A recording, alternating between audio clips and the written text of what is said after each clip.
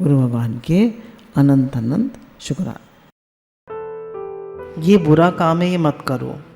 गीता का कहना है कि तुम्हारे जीवन चर्या प्रेरक कौन है।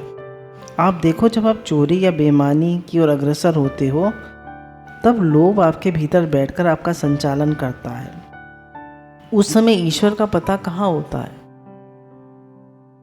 जिस समय आप मारकाट हिंसा प्रवृत्त होते हो तो उस समय क्रोध आपके जीवन का संचालन करता है। जिस समय आप अनाचार व्यभिचार की ओर प्रवृत्त होते हो उस समय काम आपके जीवन का संचालन करता है। तो कह रहे हैं भगवान कहाँ होते हैं। भगवान को तो आप भूल जाते हो। जब आप गुस्सा होते हो तो क्रोध होता है अंदर में। जब बेईमानी करते हो तो आपके अंदर में चोरी होती है। जब अनाचार व्यभिचार करते हो तो समय काम होता है आपके जीवन में। तो जो भी हम गलत काम करते हैं तो हम अपने ही मन के भावों के साथ बहकर तब करते। हम सोचते हैं भगवान ने कराया, भगवान कुछ नहीं कराते। हम एक सच्ची बात बताते हैं। हमारे जाने हुए एक पुरुष हैं, उनको अपनी पत्नी पसंद नहीं थी। इससे उनका दिमाग गर्म हो गया, रात की नींद उड़ गई। डॉक्टर के पास गए। डॉक्टर ने कहा कि तुम्हें तुम्हारी पत्नी पसंद नहीं है, तभी तुम्हें ये सब तकलीफ है, तुम दूसरी स्त्री रख लो। तो वह दूसरी स्त्री के पास जाने लगा।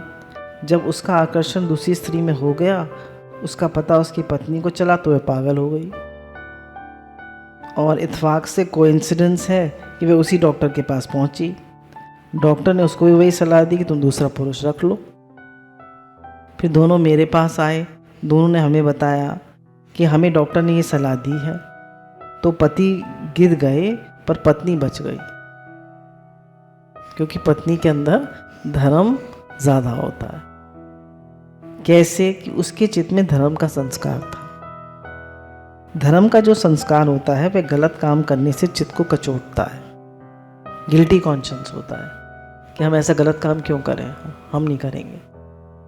ये धर्म हमारा एक अविज्ञात सखा है जिसको आप जानते नहीं, देखते नहीं, पहचानते नहीं। यदि यह आपके हृदय में बैठा है तो बुरा काम करते समय ये भीतर से आपको संकेत करेगा तुम ये गलत काम करने जा रहे हो, ये मत करो। एक अविज्ञात सखा था बुरंजन की कथा में, तो वो हमेशा उसके साथ रहता था।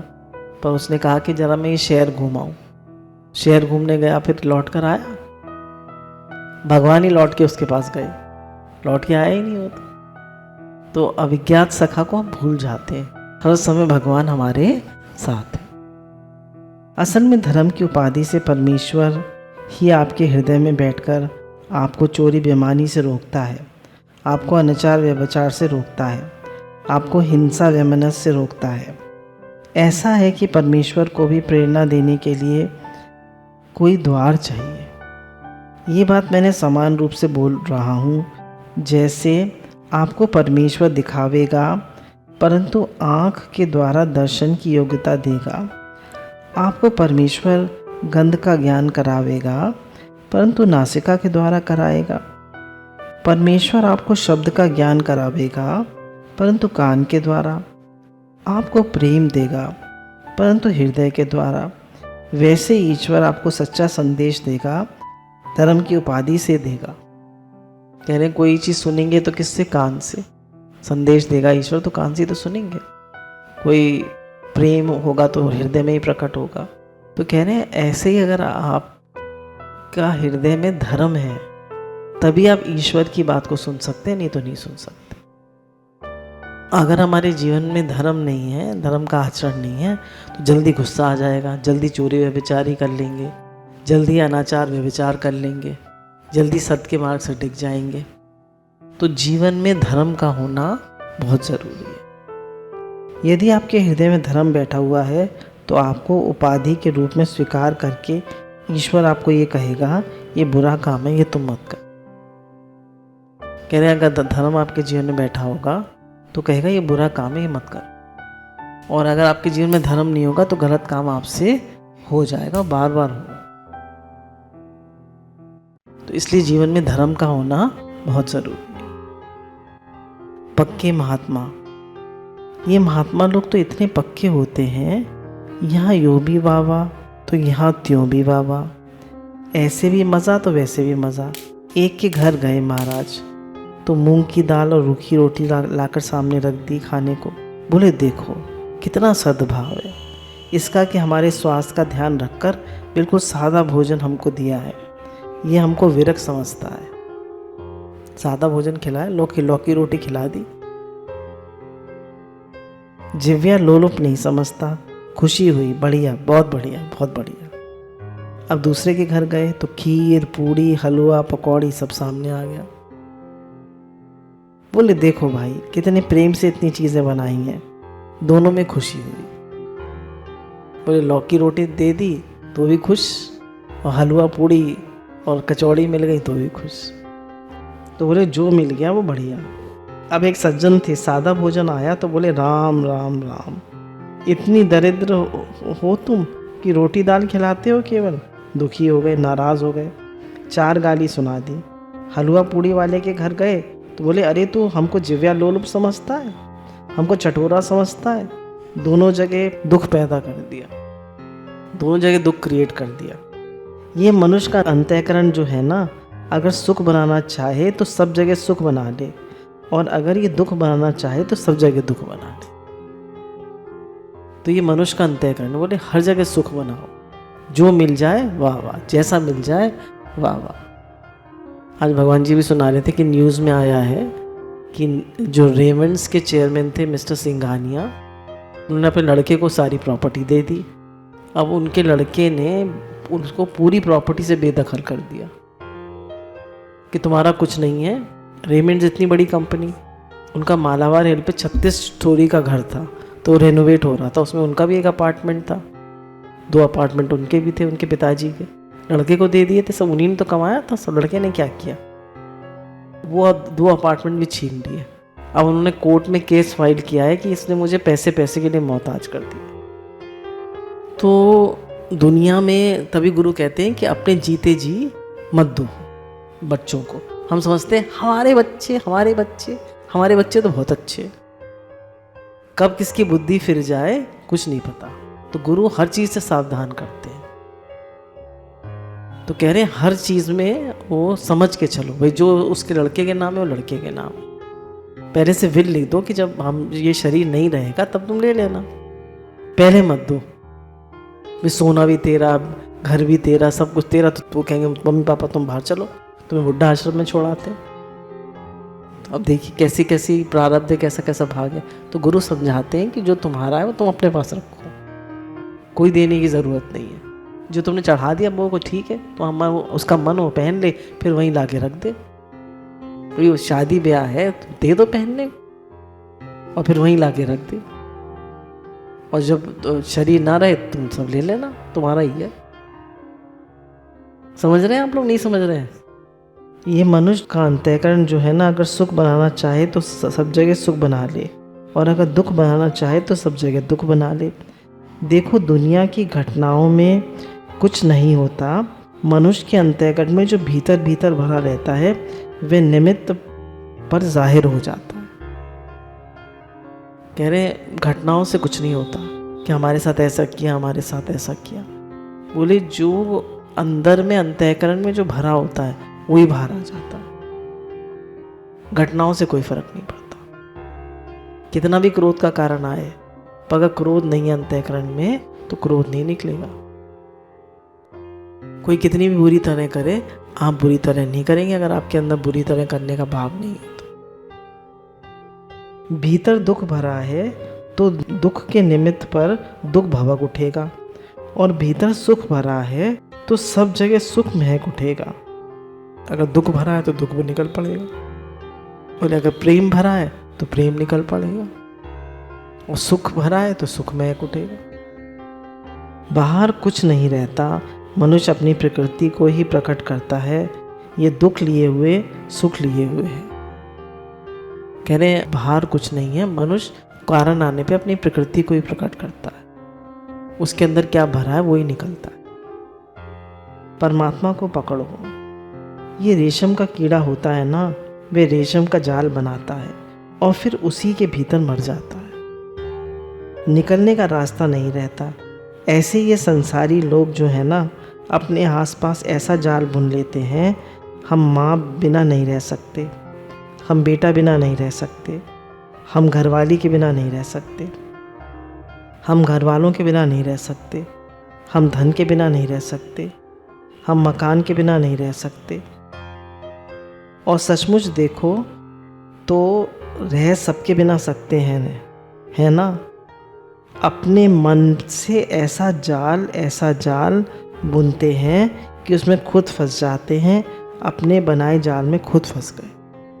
कह रहे हैं वो ऐसा सोचते हैं कि हम लड़के के बिना नहीं रह सकते, हम लड़की के बिना नहीं रह सकते। तो कह रहे हैं उस माँ ने बनाया है ना जाल कि मैं लड़के के बिना नहीं रह सकती, तो ऐसा बन गया। कहने का क्या मतलब है कि हम इसके बिना नहीं रह सकते, हम उसके बिना नहीं रह सकते। तो कह रहे हैं ये भाव अपना मत बनाओ कि हम इसके बिना नहीं रह सकते, हम उसके बिना नहीं रह सकते। कह रहे हैं आप सबके बिना रह सकते हैं, बस भगवान के बिना नहीं रह सकते। बस ये भाव बनाओ। तो अगर जितना ये भाव बनाओगे कि हम इसके बिना नहीं रह सकते, उतना आपको दुख होगा। तो सबसे प्रेम करो, सबके साथ मिलकर हिलकर चलो, और ये भावना मत बनाओ कि बस भगवान को अपना मानो, क्योंकि वही हर समय साथ रहेंगे।